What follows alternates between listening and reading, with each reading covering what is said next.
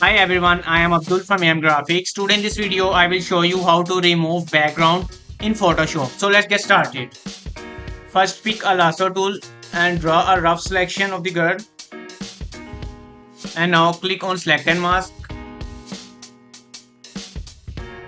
And after that click select subject and OK.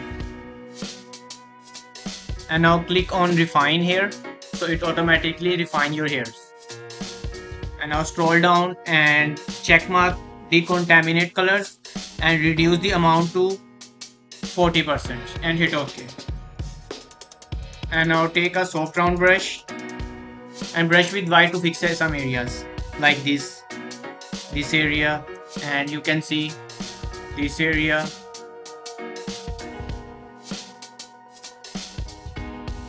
See how we can easily remove the background. Thank you so much for watching. Hope you found this trick helpful.